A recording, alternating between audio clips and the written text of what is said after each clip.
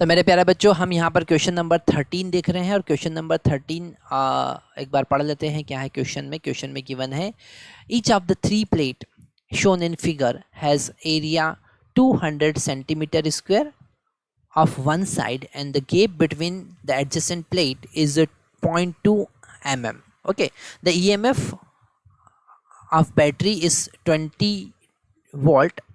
यहाँ पर 20 वोल्ट का बैटरी हमने कनेक्ट किया. Find the distribution of charge the various surface. Okay, and what is the equivalent capacitance, हमको वो फाइंड करना है. ठीक है. अब यहाँ पर अगर हम इस सर्किट को ध्यान से देखें, ठीक है, अगर हम चार्ज डिस्ट्रीब्यूशन को देखें तो ये बैटरी का जो पॉजिटिव टर्मिनल है ना, ये ए और सी से कनेक्टेड है.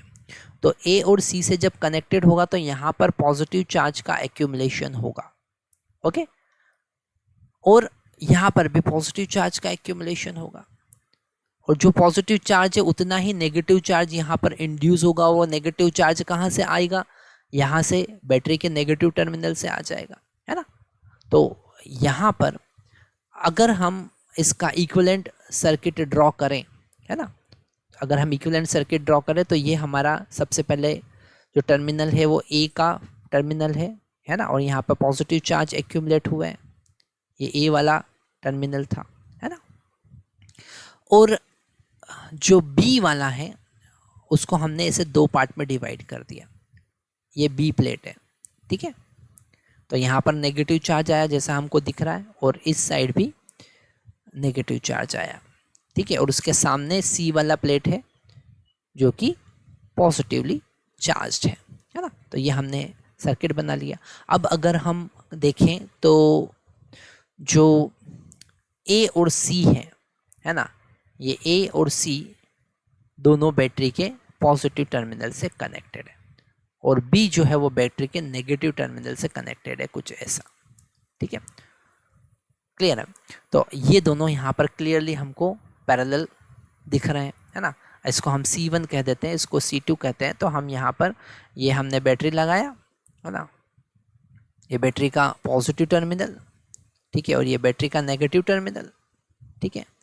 और इससे बैटरी के पॉजिटिव टर्मिनल से A कनेक्टेड है, तो ये हमने A कनेक्ट कर दिया, है ना. बैटरी के नेगेटिव टर्मिनल से B कनेक्टेड है, तो हमने B कनेक्ट कर दिया. ये वाला टर्मिनल B हो गया, ये वाला टर्मिनल A हो गया.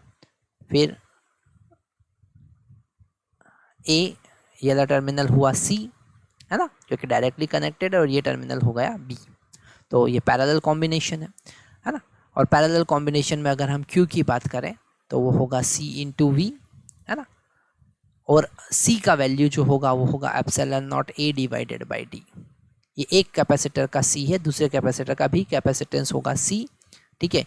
तो एप्सिलॉन नॉट का वैल्यू हमको पता है, अभी एप्सिलॉन नॉट रख देते हैं. A यहाँ पर 200 सेंटीमीटर स्क्वायर दे रखा है, तो 200 इंटू 10⁻⁻⁴ हमको करना पड़ेगा मीटर स्क्वायर में कन्वर्ट करने के लिए. और D हो जाएगा 0.2 इंटू 10⁻⁻3. तो यहाँ से कैंसिल होगा और हमको मिलेगा, इसको कैंसिल करेंगे तो ये कैंसिल हो जाएगा, और ये मिलेगा हमको 100. ओके, तो 100 एप्सिलॉन नॉट एक कैपेसिटर का कैपेसिटेंस है, ठीक है. तो 20 वोल्ट का बैटरी लगाया है, तो वो हो जाएगा 100 एप्सिलॉन नॉट इंटू 20, मतलब Q का वैल्यू हमारे पास में होगा 2000 एप्सिलॉन नॉट, ठीक है. और अगर हम बात करते हैं सेकंड वाले प्लेट की, है ना, ये हमने Q1 कैलकुलेट किया, और Q2 भी इतना ही होगा, दोनों में इक्वल चार्ज फ्लो होगा, है ना, क्योंकि सिमेट्रिकल यहाँ पर पैरेलल कॉम्बिनेशन है.